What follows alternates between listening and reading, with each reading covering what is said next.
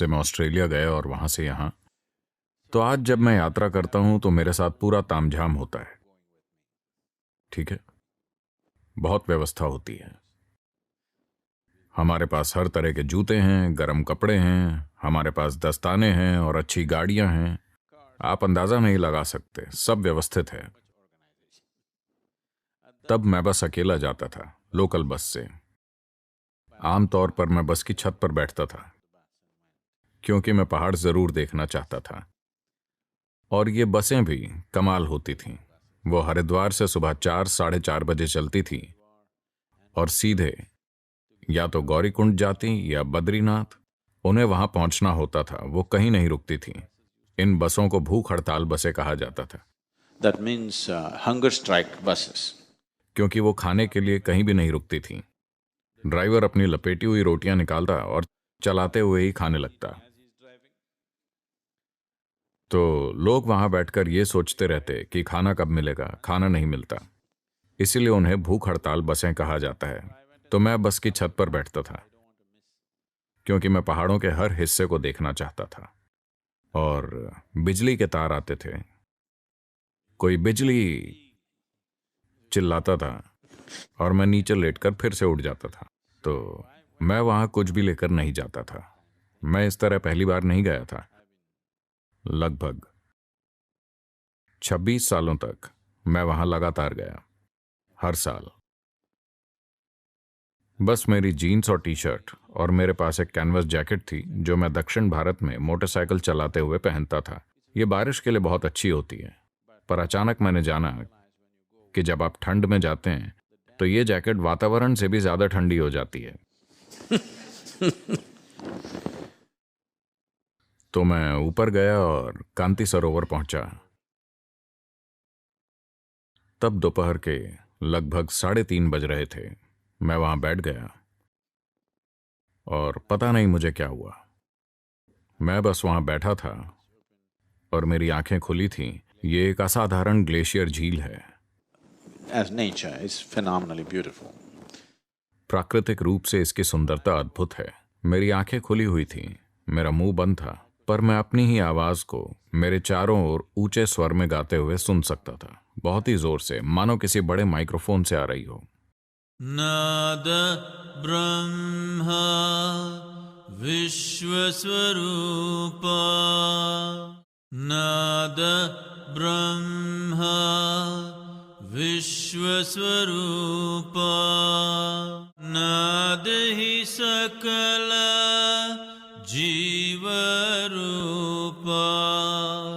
नाद ही सकल जीवरूपा,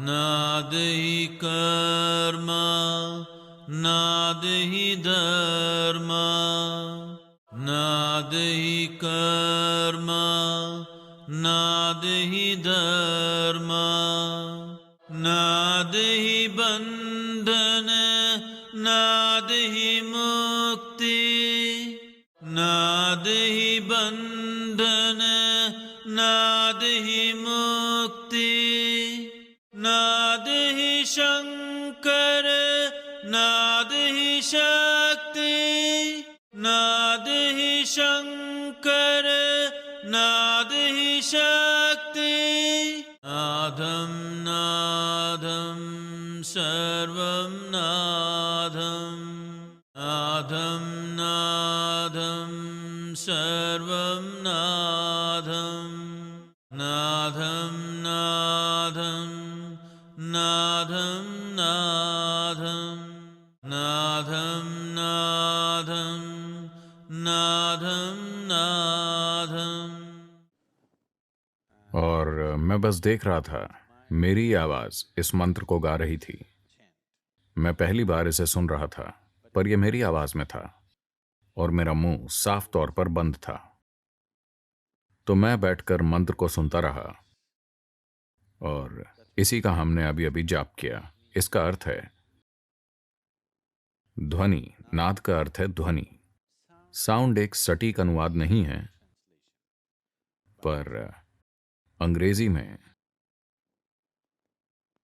नाद के लिए कोई सटीक शब्द नहीं है। नाद साउंड से बढ़कर है। Probably अंग्रेजी में कोई सटीक अनुवाद नहीं है, पर ऐसे अनुभव हुए हैं। क्या यहां कोई बाइबल पढ़ने वाले हैं? कोई भी नहीं? ओह, मुझे लगता है मैंने पढ़ा नहीं है, मैंने लोगों से सिर्फ सुना है। शायद बाइबल के पहले भाग में कहा गया है, पहले एक शब्द था और वो शब्द ईश्वर के पास था और शब्द ही ईश्वर है, कुछ इस तरह। क्या ऐसा है? कोई जानता है? कुछ ऐसा है। देखिए, अभी मैं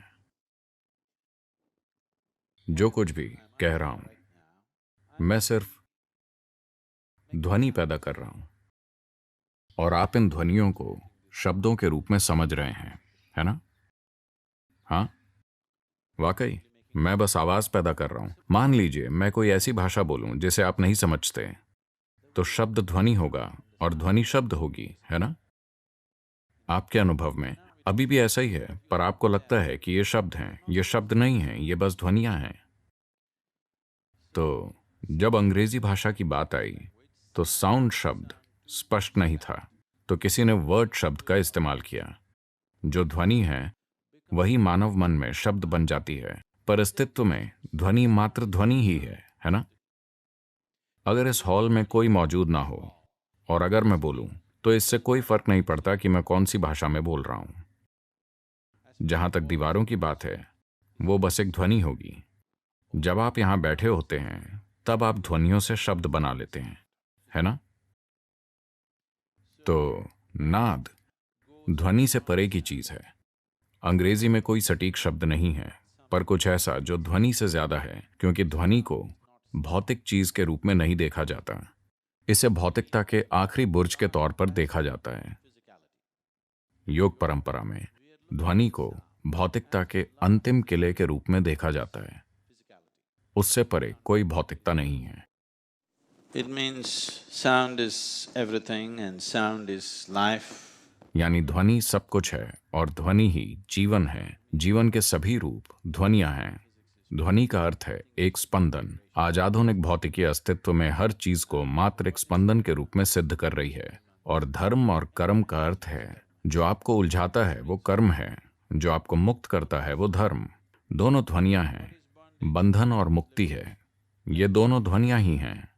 जिन्हें शिव और शक्ति कहा जाता है, वो भी ध्वनियां ही हैं। सब कुछ ध्वनि है। भौतिक सृष्टि की हर चीज ध्वनि ही है, क्योंकि हर चीज का एक स्पंदन है। जहां स्पंदन होगा वहां ध्वनि होगी। आप सुन सकते हैं या नहीं, बस यही सवाल है। पर ध्वनि मौजूद है। जहां कहीं भी स्पंदन है वहां